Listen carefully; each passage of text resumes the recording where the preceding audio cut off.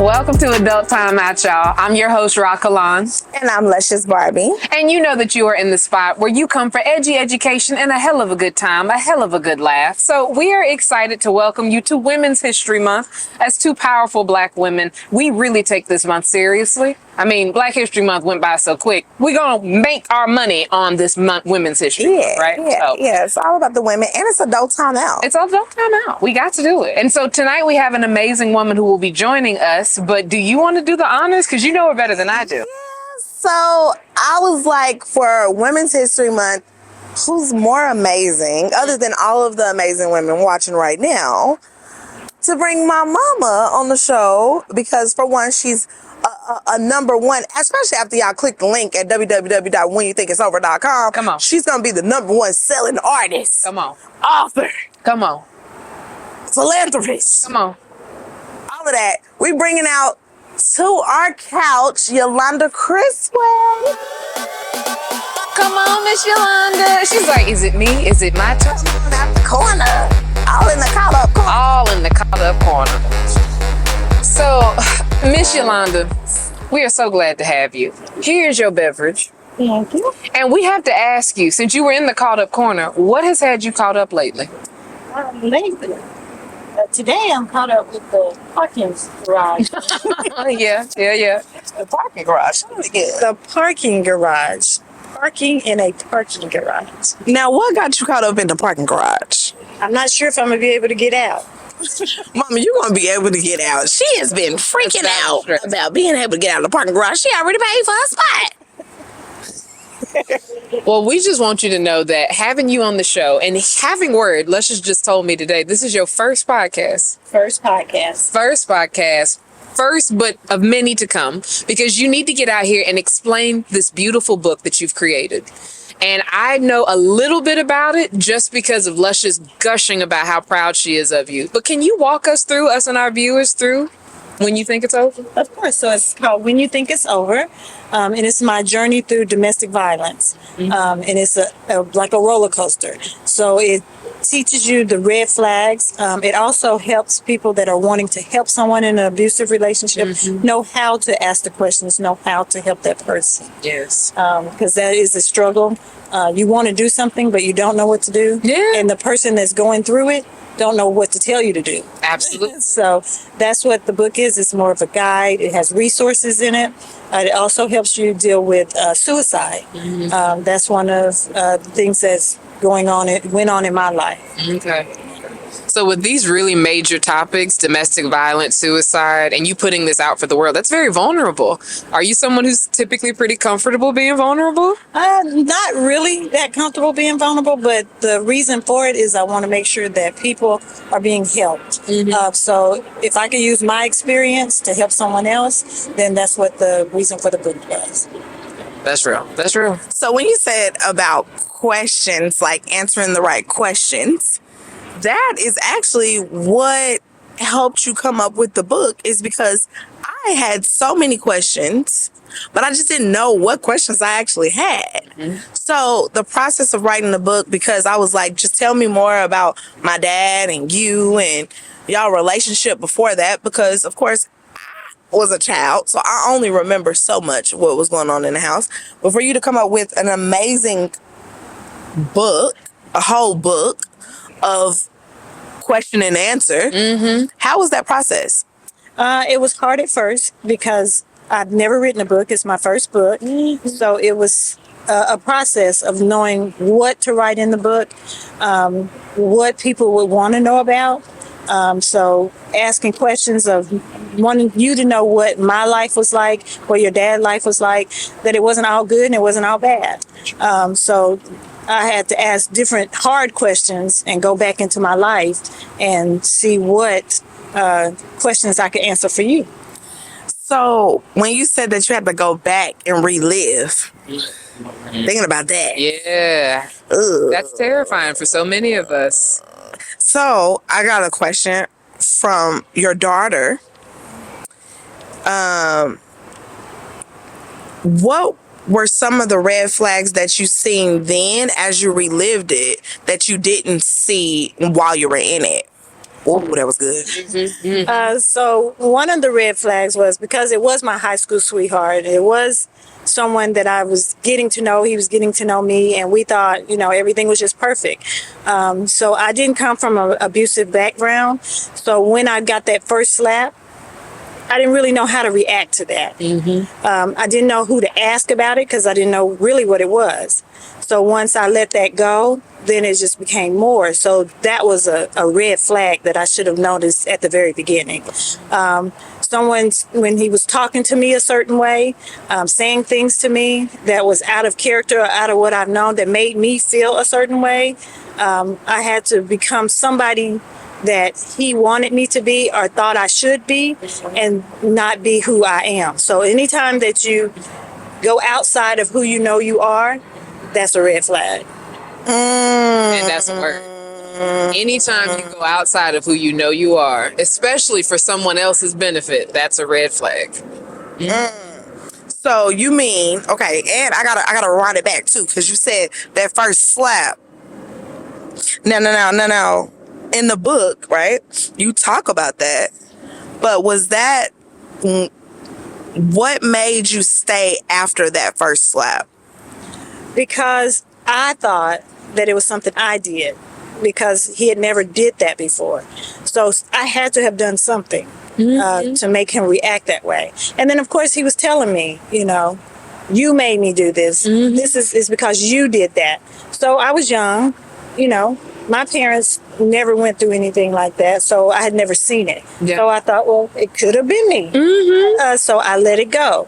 And then the next time would come, and I'm like, okay. I let it go the first time. Now it's another time. So now the embarrassment comes in. Yeah. Because you go to somebody and you say, this person hit you. Well, how many times have it happened? Well, why did you let it keep happening? Yeah. So then you just kind of shut down. But that's such a common manipulation tactic by abusers because it is now bringing you into the guilt of what's going on. And if you didn't have life experiences that exposed you to it, logically, you think, well, if someone strikes someone else, there has to be a reason that has something to do with me as the person being struck. And it doesn't have to have anything to do with you. It doesn't. And more young women need to know that not every response is based off you. So much of it is based off what's going on in that person. And I love the fact that you said when somebody's even talking at you or start feeling like you don't feel like yourself or you feel like something weird here. Like, I don't know what it is, but the way that you move and the way you talking to me, I don't feel right. Yeah. And that is a red flag. I feel like a lot of people wait for these big old flags, stop lights, stop sign, fireworks. And it's like, sometimes it's not that. Yeah. It's something so simple that we may think, but it can lead to something tragic. So I want to talk about a part in the book that I did not know because, like I said, I was so young. There is a story that everybody always tells you about when they read it, that you owned the daycare at this time, and me growing up with you having a house full of kids that you had to take care of, and then you still had to take care of me, my brother, his friends. There was a time that you was walking to a fast food restaurant? Okay, tell us a little bit, just to give y'all a little sneak peek of the book. Because you need to buy the book. But give us a little snippet of that in the book. So when I wrote that part, I didn't think that would resonate with people, but that's what I hear the most when I do book signings. The most that I hear is that, hey, I read that part and I cried. So what happened is, living with an abuser, he took a part in the car, the battery off the car. So just the cable. Well, I didn't know how to put the cable back on the battery. So I didn't know what was wrong with the car. Well, my kids and their friends hadn't eaten. I didn't have any money. I had $5. So I got a wagon. She was young. We put her in the wagon. My son's friends, I asked them if they want to go. They wanted to go. Of course. So the whole way there, I am crying because how am I going to feed all these people? So I get to the restaurant, and there was a young lady there. I told her what I wanted. I got a burger and some fries. And so when I went to pay, I don't know how she knew something was going on. Wow. But when we got the food, I had enough to feed everybody. But when I asked the boys if they wanted anything, they said no. It's like, oh. And so my journey back home, I still cried. Of course. But it was different. It was a different cry. Yeah. I knew everything was going to be okay just from that one Extension of kindness too. Yeah. I can understand why people get so emotional about that, because we've all been in situations where it felt like we had completely hit rock bottom and we were still being asked to move forward. It's like, how do you move forward within being in rock bottom? Yes. But still to have the courage and then to be rewarded, even in just a simple way of just not having to disappoint these babies. That is something that I could see leaving a lasting impact in people. Yeah. So how would you say that you reliving it and going through that, how do you feel like, because our last podcast was with Ra and her dad and talking about attachment styles. Shout out to Daddy. How does that affect you? And just because for me, since that's happened, I haven't seen you in a relationship that has progressed to a marriage, or does what you went through affect you emotionally even now? Like to this day. Well, there has been another relationship, so I was engaged again after that, but I was able to look deeper into that relationship. I was able to set aside what I had went through, just to make sure I could see the person that I was with at that time. But I also know things that I will not put up with, things that if I see a red flag, the boundaries are there. Stop it at first. I don't let it go. I don't just say, "Oh, this will get better." No, And you got something in the book about a pastor and a pimp. I ain't gonna tell y'all about that because y'all gotta just go to whatever page that's on. I like okay. that. She met a pastor. He was a pimp at the same time, but he was preaching at the church. He wore the same. About right. He wore the same suit that he something. But I want to, before we wrap up the episode, I want to ask you a question, and this can apply to anybody watching. As a single woman, what are some tips that you would give to me as your daughter, to Ra as your daughter, to the viewers as your daughters?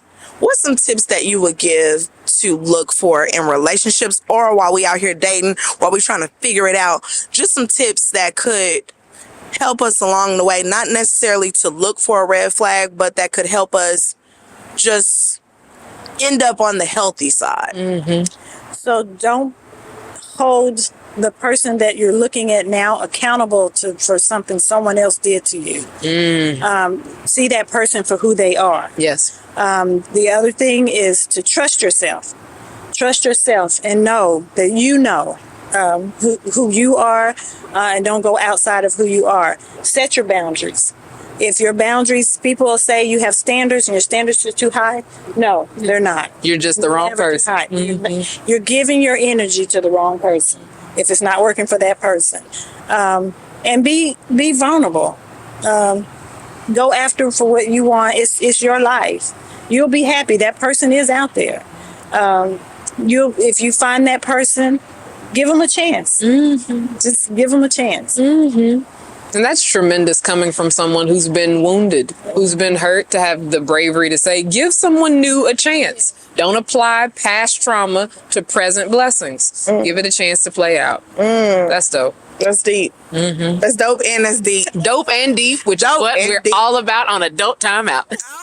No time out. Now, we're going to get ready to wrap. I want to make sure that y'all know www.whenyouthink.its over.com. When you think Go it's and over. get that book, okay? Go and get the book. When you think it's over, she got the merch. Mama, pull out your purse. Oh, hand me that purse so I can pull it out. Yes, branding. Yeah, you see it. You see it. She got shirts. She got bumper stickers. She got whatever you want. She don't got bumper stickers, but if y'all want a bumper sticker, We'll we can make make a them. bumper sticker. We'll make 'em. Okay. But mama, so I got a question. I've been waiting to ask you for a long time. Are you open to dating? Like, can we do a 20 verses with you? And some single men out here in Dallas, Texas? I am open to date. Y'all finna date my mama. Y'all finna date my mama. Not just any of y'all. You better come correct. But when I tell you my mama got that, And the Yeah. vetting process is intense, okay? yeah. All I'm gonna say is I don't get it from my mama, but my mama got it. Okay. It's been so dope having you, Miss Yolanda. So grateful to have you. And this is exactly why y'all need to continue to tune in to Adult Timeout, because me as your host, Rahkalon, I'm Luscious Barbie. we just want you to know that there is support here. There are resources, whether you are navigating mental, emotional, or physical concerns. And whether those concerns involve abuse, we want you to know you have support and community. So make sure you tune in to next time on Adult Timeout. We love y'all. And I got a quote. While y'all trying to stand on business, baby, shut that business down. Shut it down. Go bankrupt. I'm out.